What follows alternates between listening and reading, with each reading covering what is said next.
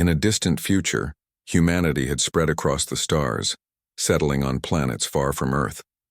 These new worlds offered resources that could sustain life and fuel the ever-growing demands of human civilization. Among these planets was Arcturus 7, a rocky and barren world rich in minerals but harsh for living. The colony there relied heavily on advanced machines to extract resources and maintain basic survival. While soldiers stood guard to protect the colony from potential threats, it was the engineers who truly kept everything running smoothly. Evan Thompson was one of those engineers. He had been assigned to Arcturus 7 3 years ago, leaving behind his life on Earth for the promise of adventure and purpose. Evan wasn't a soldier. He didn't carry weapons or wear armor. Instead, he worked long hours in the engineering bay, fixing broken equipment, programming robots, and ensuring that the colony's systems functioned without fail. His job might not have seemed glamorous, but it was vital. Without him and others, like him, the colony would collapse within days.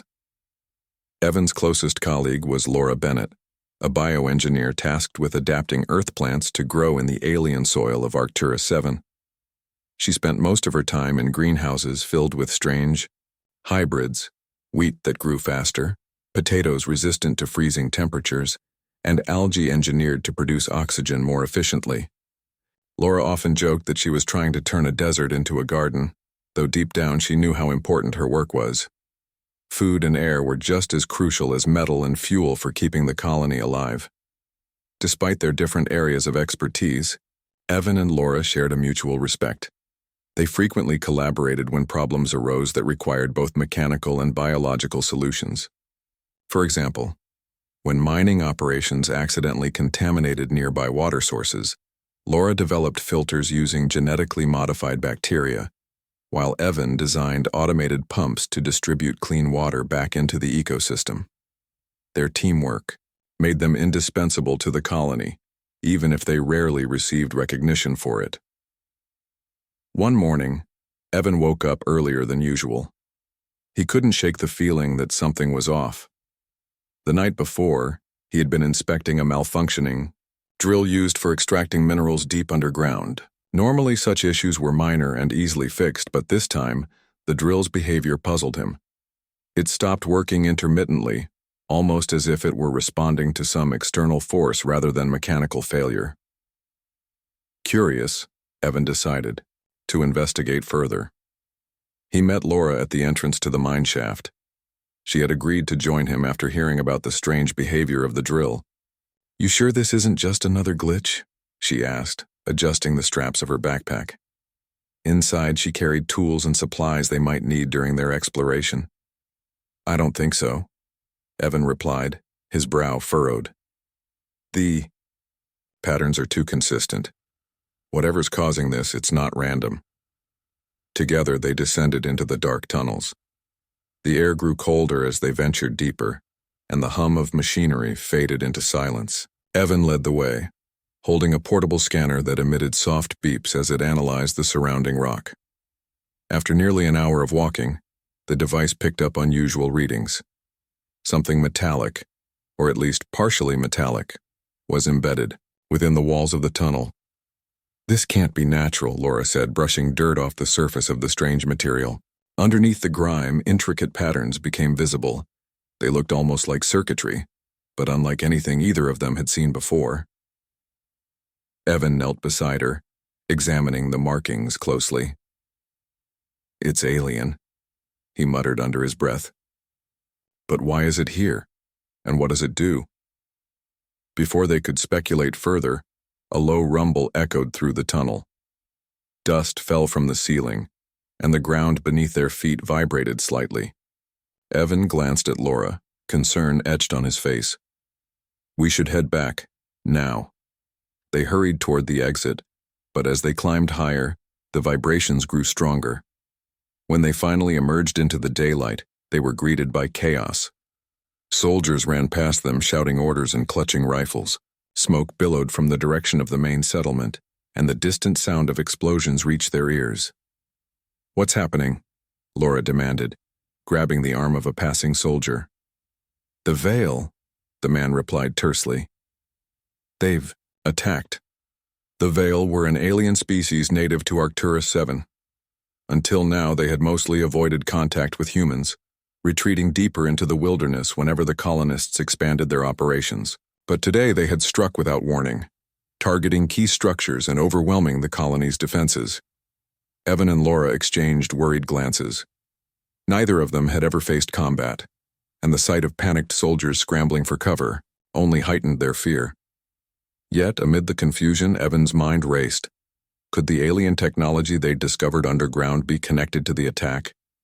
Was this retaliation for something humanity had done? We need to get to the engineering. Bay, Evan said firmly. If anyone can figure out what's going on, it's us. Laura nodded, and together they sprinted toward the colony's central hub. Along the way, they dodged falling debris and narrowly avoided being caught in the crossfire. By the time they reached the safety of the reinforced building, their hearts were pounding and sweat soaked their clothes. Inside, other engineers huddled around monitors, frantically trying to assess the situation. Some were attempting to repair damaged communication systems, while others monitored the colony's dwindling power reserves. Evan quickly took charge, directing everyone to focus on stabilizing critical infrastructure. As he worked, Laura approached him, her expression grim. "Do you think the Veil know about what we found down there?" she asked quietly. "I don't know," Evan admitted. "But if they do, then we're dealing with something much bigger than a simple raid." Over the next few hours, the battle raged outside. Soldiers fought valiantly, but the Veil's superior numbers and advanced weaponry gave them the upper hand. Inside the engineering bay, Evan and Laura brainstormed ways to turn the tide. They realized that understanding the alien tech might hold the key to ending the conflict, but accessing it would mean venturing back into the dangerous tunnels. For now, all they could do was wait and prepare. The fate of the colony, and perhaps humanity's relationship with the Veil, rested in their hands.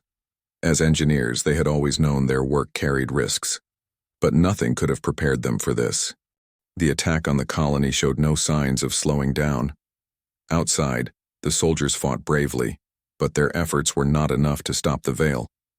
The aliens moved with precision, their weapons cutting through defenses like paper. Explosions lit up the horizon, and the sound of gunfire echoed endlessly. Inside the engineering bay, Evan and Laura worked tirelessly, trying to find a solution that could save the colony. Evan's mind kept returning to the alien technology they had discovered in the tunnels. He couldn't shake the feeling that it was connected to the attack. "If we can figure out what that tech does," he said to Laura, "we might be able to use it against them, or at least stop them from destroying us." Laura frowned, her hands resting on the edge of a workbench. "You're talking about going back down there, aren't you?" "It's too dangerous, Evan. The Veil are everywhere." "I know it's risky," Evan replied, his voice steady but urgent. "But we don't have a choice. If we stay here, we're just waiting to lose. At least if we try, we have a chance." Laura hesitated. She didn't want to admit it, but Evan was right. Staying put wasn't an option. The colony's defenses were crumbling, and without a breakthrough, everyone would be dead within hours. Finally, she nodded. "All right. But we're not doing this alone. We'll need help." They decided to bring Daniel Hayes, a young technician who had proven himself reliable in previous crises. Daniel was skilled at improvising solutions under pressure, and his knowledge of robotics would be invaluable. When they explained the plan to him, he didn't hesitate to join them. "If this is our only shot," he said, "then let's make it count." The three of them gathered their tools and prepared for the journey back into the tunnels. Evan carried a portable scanner to locate the alien tech more easily, while Laura packed samples of bioengineered materials that might come in handy. Daniel brought along a small drone equipped with cameras and sensors, allowing them to scout ahead safely. Before leaving, they checked their oxygen tanks and communication devices, knowing that any mistake could cost them dearly. As they stepped outside, the scene was even worse than before. Fires burned across the settlement and the air was thick with smoke. Soldiers exchanged fire with the Veil, their movements frantic as they tried to hold the line. Evan, Laura, and Daniel stayed low, avoiding the worst of the fighting as they made their way toward the mine entrance. Once inside the tunnels, the atmosphere shifted. The chaos above faded into eerie silence, broken only by the occasional rumble of distant explosions. The dim light from their headlamps revealed jagged walls and uneven floors, making every step treacherous. Despite the danger, they pressed forward, guided by the readings on Evan's scanner. After nearly an hour of walking, they reached the area where they had found the alien tech earlier. The patterns on the walls glowed faintly now, pulsating with a soft blue light. Evan ran his fingers over the surface, marveling at its complexity. "This isn't just random circuitry," he said.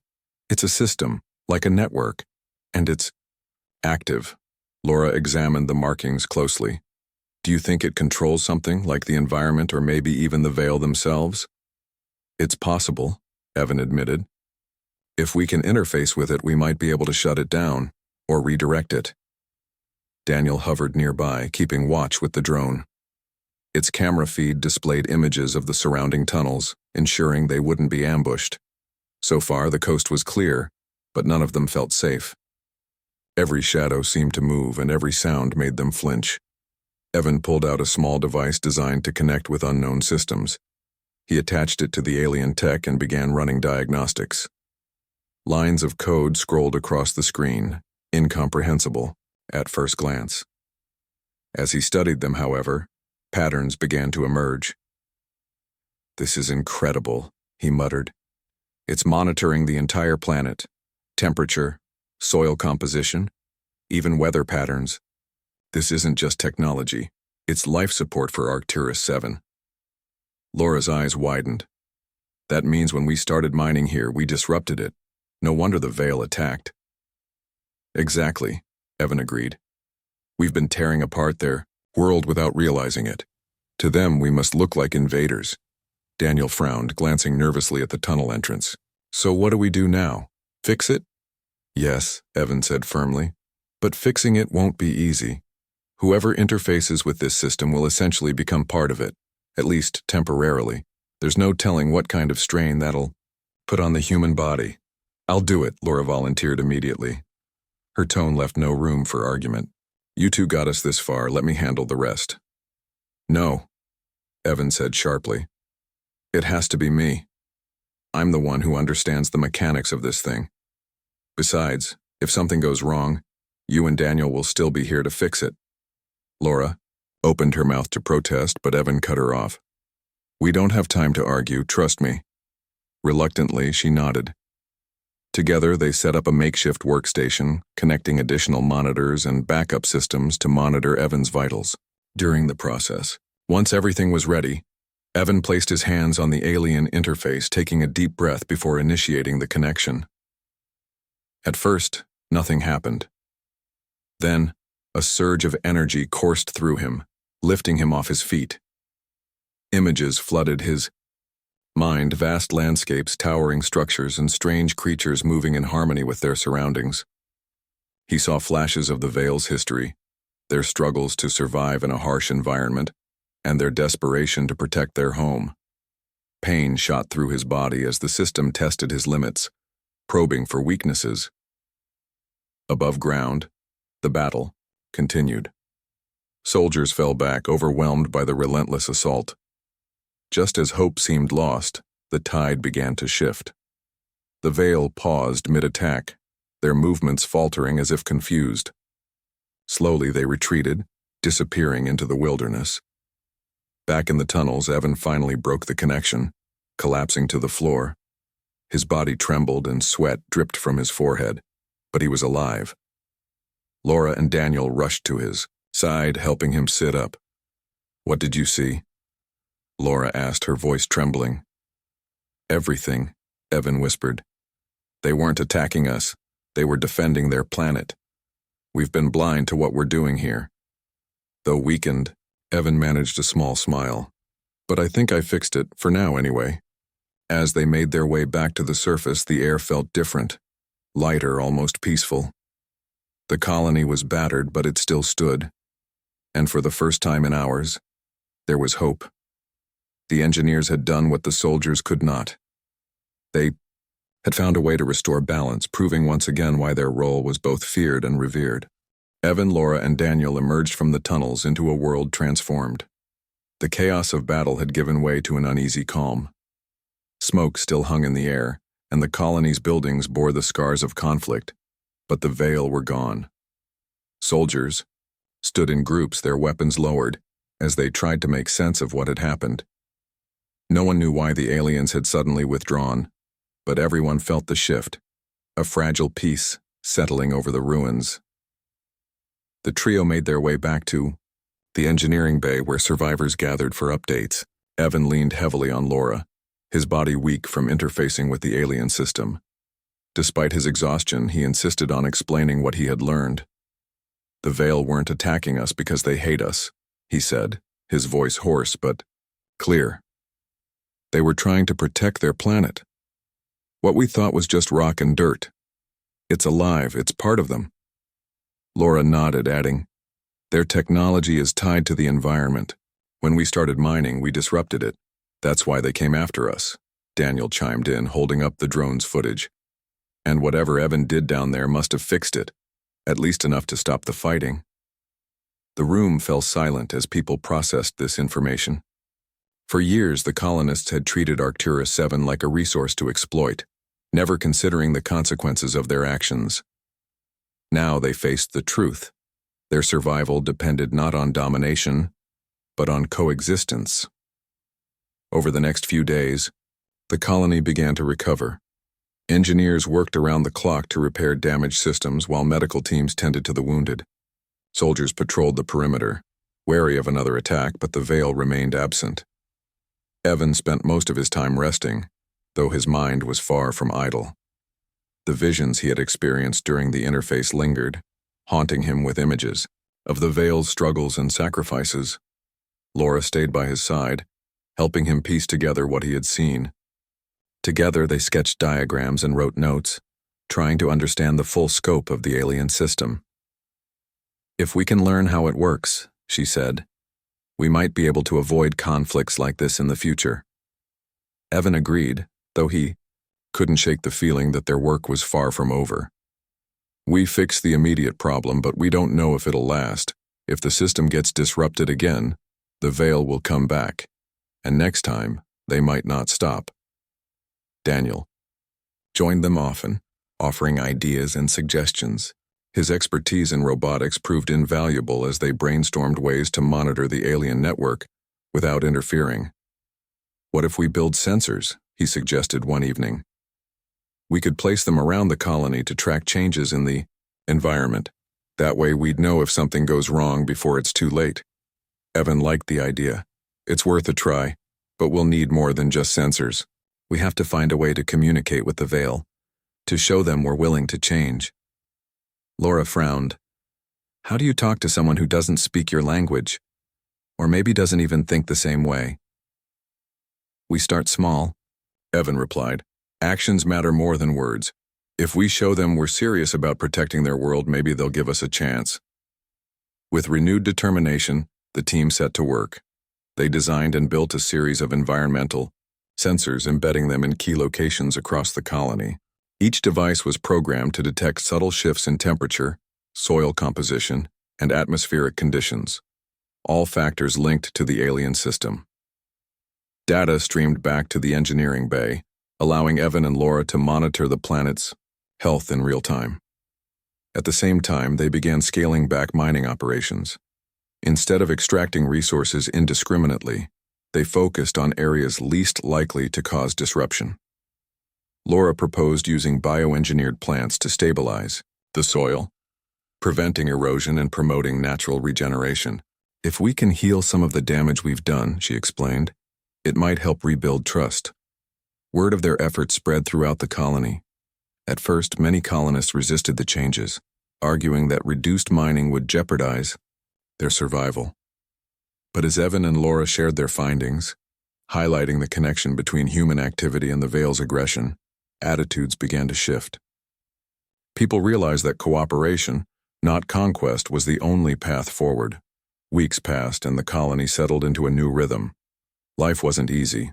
Resources were scarcer than before, and tensions occasionally flared. But the sense of purpose kept everyone going. Evan, Laura, and Daniel became symbols of hope, proof that ingenuity and determination could overcome even the greatest challenges. Then, one morning, something unexpected happened. A group of Veil appeared at the edge of the settlement. They didn't carry weapons or display hostility. Instead, they moved slowly, almost cautiously, as if unsure of their reception. Soldiers raised their rifles instinctively, but Evan stepped forward, raising his hands in a gesture of peace. "Wait," he called out. "Don't shoot. Let me talk to them." The soldiers hesitated, glancing at each other uncertainly. Finally, their commander nodded, lowering his weapon. "All right, but be careful." Evan approached the Veil, his heart pounding. He didn't know if they would understand him, or if they would even listen, but he had to try. As he drew closer, he noticed the intricate patterns etched into their skin, similar to those he had seen in the alien tech. It was a reminder of their connection to the planet, a bond deeper than anything humans could comprehend. He stopped a few feet away, meeting the gaze of the nearest Veil. Slowly, he placed a hand over his chest, mimicking a gesture he had observed. In the visions, the Veil tilted its head, studying him intently. Then, to Evan's astonishment, it mirrored the motion, placing a clawed hand over its own chest. Behind him, Laura whispered, "They're responding." Encouraged, Evan pointed toward the colony, then gestured to the ground beneath their feet. He hoped the message was clear. "We are here, but this is your home." The Veil seemed to consider this, exchanging low, guttural sounds among themselves. After a long moment, they turned and disappeared into the wilderness, leaving the humans to wonder what it all meant. Back at the engineering bay, the team discussed the encounter. "Do you think they understood?" Daniel asked. "I don't know," Evan admitted. "But I think they're watching us, testing us maybe." Laura nodded. "If we keep showing them we're serious about change, they might decide we're worth trusting." For now, that was enough. The road ahead would be long and uncertain, but the seeds of understanding had been planted. Evan, Laura, and Daniel had proven that engineering wasn't just about building machines or solving problems. It was about bridging gaps, finding common ground, and creating a future where both species could thrive. As the sun set over Arcturus 7, casting long shadows across the barren landscape, the colony prepared for the challenges to come. They had faced destruction and emerged stronger, not through force, but through innovation and courage. And though the Veil remained a mystery, one thing was certain. Humanity's fate on this alien world rested in the hands of those who dared to dream differently. The days following the Veil's unexpected visit were filled with tension and anticipation. The colonists went about their tasks, but their movements were slower, more deliberate, as if waiting for something to happen. Evan, Laura, and Daniel spent most of their time analyzing data from the environmental sensors, searching for any sign of change in the alien system. So far, everything seemed stable, but none of them trusted the calm. They knew the Veil could return at any moment, either to negotiate or to attack. Evan couldn't stop thinking about the encounter. The way the Veil had mirrored his gesture stayed with him, replaying in his mind like a loop. It was a small act, but it carried immense meaning. For the first time, he felt a glimmer of hope. Not just for survival, but for coexistence. Still, he couldn't shake the weight of responsibility pressing down on him. What if they failed? What if their efforts weren't enough to prove humanity's sincerity? Laura noticed his unease and tried to reassure him. "You're doing everything you can," she said one evening as they reviewed sensor readings. "That's all anyone can ask for." "I know," Evan replied, rubbing his temples. "But it doesn't feel like enough. We've made progress. Sure, but we're still walking on thin ice. One wrong move and it all falls apart." Daniel joined them, carrying a tray of food. "Maybe we should focus on what we can control," he suggested, like improving the sensors or finding new ways to reduce our impact. If we keep showing the Veil we're serious, maybe they'll give us more chances. Evan nodded slowly. "You're right. We can't waste time worrying about what might happen. Let's focus on what we can do." Over the next few weeks, the team worked tirelessly to strengthen their position. They upgraded the sensors, adding features that allowed them to detect even minor fluctuations in the environment. Laura experimented with bioengineered plants, testing their ability to thrive in areas heavily damaged by mining. Her goal was to create a sustainable cycle where the colony could extract resources without causing permanent harm. Meanwhile, Evan delved deeper into the alien technology, studying the patterns and connections he had seen during the interface. He sketched diagrams and wrote notes, trying to piece together how the system functioned as a whole.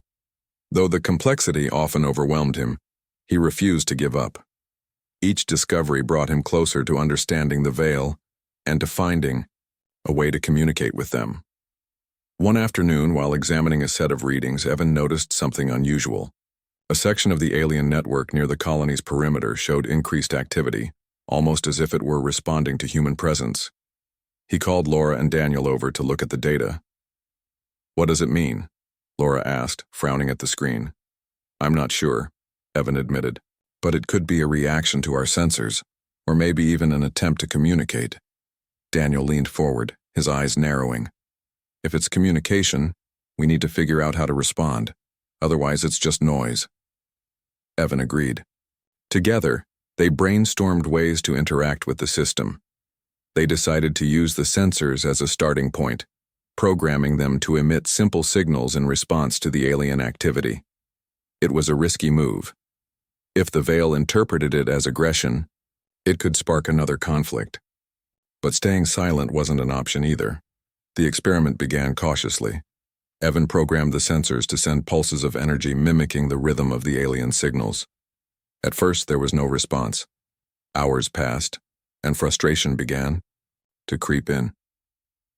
Just as they were about to give up, the sensors detected a shift. The alien system responded, its signals growing stronger and more complex. "It's working!" Daniel exclaimed, excitement lighting up his face. "Not so fast," Evan cautioned. "We don't know what this means yet. We need to analyze the patterns carefully." For the next several days, they monitored the exchange closely. The alien signals evolved rapidly, becoming more intricate with each interaction. Evan realized they were being tested, challenged to adapt and respond in kind. It was a game of sorts, one that required patience and precision. Laura played a crucial role in decoding the signals. Using her knowledge of biology and ecosystems, she identified parallels between the alien patterns and natural processes like weather cycles and plant growth. "It's like they're speaking the language of the planet itself," she explained. "If we want to understand them, we have to think like them." With this insight, Evan adjusted the sensors to mimic these natural rhythms. Slowly but surely, the alien system began to stabilize. The erratic spikes in activity smoothed out, replaced by steady rhythmic pulses. It was a breakthrough, though a small one.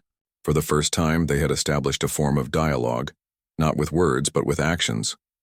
As the weeks turned into months, the colony continued to adapt. Mining operations were scaled back further, focusing only on essential resources. Bioengineered plants spread across previously barren areas, revitalizing the soil and creating pockets of greenery. The changes were subtle, but they marked a turning point. Humanity was no longer taking from Arcturus 7 without giving back. The Veil remained elusive, appearing only briefly on the edges of the settlement. Their visits were always silent, their intentions unclear. Yet, each time they came, the sensors registered a surge in activity within the alien network. It was as if they were observing, evaluating whether the humans were truly committed to change. Evan, Laura, and Daniel took every opportunity to demonstrate their sincerity. They organized educational sessions for the colonists, teaching them about the importance of sustainability and respect for the planet. Slowly, attitudes shifted. People began to see themselves not as conquerors, but as stewards of the land.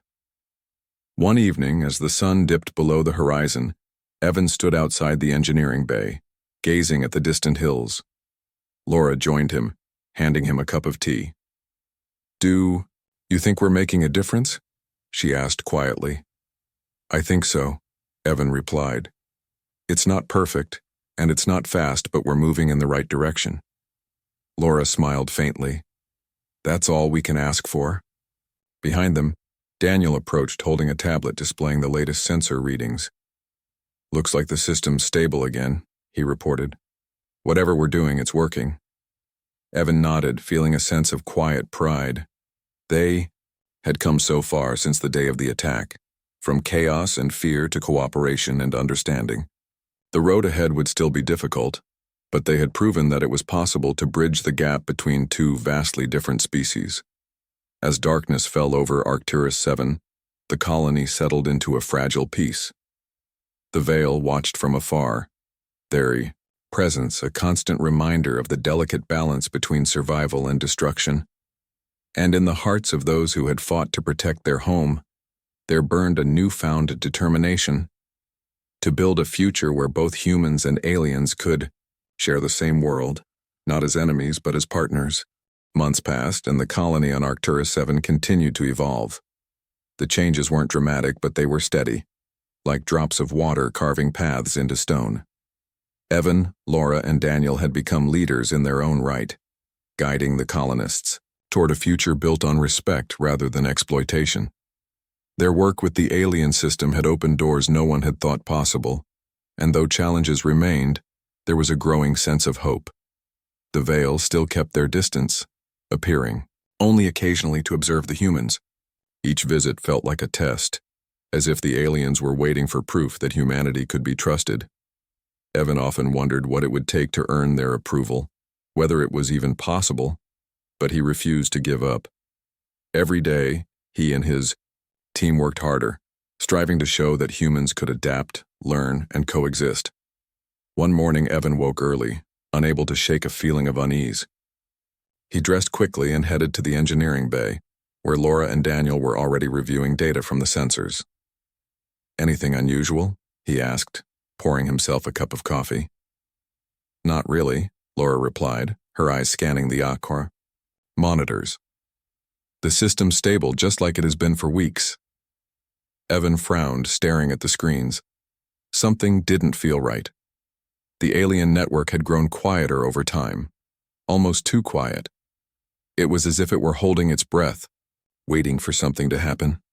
Daniel broke the silence. "What if we're missing something? Maybe we need to push further to show them we're ready for more." Evan considered this. "You might be right, but how do we do that without risking everything?" Laura leaned back in her chair, thinking. "We've been focusing on small steps, repairing damage, stabilizing the environment. What if we try something bigger, something that shows we're willing to invest in their world, not just survive in it?" Evan nodded slowly. "Like what?" "What about building a structure?" Laura suggested. "Something that blends with the planet's ecosystem instead of fighting against it. A place where both humans and Veil can meet. Neutral ground." The idea sparked excitement among them. They spent the next few days designing a plan. Using materials salvaged from abandoned mining equipment, they began constructing a simple pavilion near the edge of the settlement. Its design incorporated elements inspired by the alien technology, patterns etched into its walls glowing softly at night. Around it, Laura planted bioengineered vegetation, creating a space that felt alive and harmonious. When the pavilion was complete, Evan stood back, admiring their work. "It's not much," he said, "but it's a start." Laura smiled. "It's more than anyone else has ever tried." Days turned into weeks and the pavilion stood empty, untouched by the Veil. Some colonists grew discouraged, wondering if the effort had been wasted. But Evan, Laura, and Daniel remained patient. They knew trust took time, especially when dealing with an alien species. Then one evening, as the sun dipped below the horizon, shadows moved across the landscape. Evan noticed them first, a group of Veil approaching cautiously, their movements deliberate. His heart raced as he alerted Laura and Daniel, and together, they walked toward the pavilion. The Veil stopped a short distance away, studying the structure. One of them stepped forward, its clawed hand brushing against the glowing patterns on the wall. Then, to everyone's surprise, it entered the pavilion, followed by the others. For a long moment, nothing happened.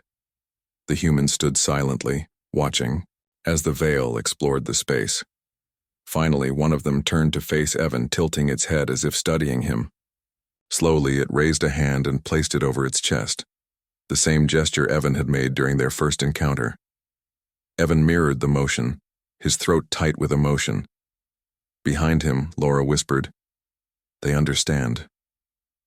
Over the following weeks, the pavilion became a meeting place. The Veil visited regularly, sometimes staying for hours, other times leaving after only a few minutes. Communication remained difficult, but progress was undeniable. Through gestures, symbols, and shared actions, the two species began to bridge the gap between them. Evan, Laura, and Daniel documented every interaction, learning more about the Veil's culture and priorities. They discovered that the aliens valued balance above all else, a lesson humanity was only beginning to grasp. In return, the Veil seemed curious about human innovation, particularly the bioengineered plants Laura had created.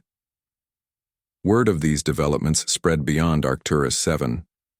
Other colonies took notice, sending representatives to learn from Evan and his team. Military leaders reluctantly admitted that engineers had achieved what soldiers never could, a fragile but meaningful peace. Stories of their work inspired discussions about ethics, sustainability, and the responsibilities of exploration. Yet, despite the success, Evan couldn't escape the weight of what he had learned.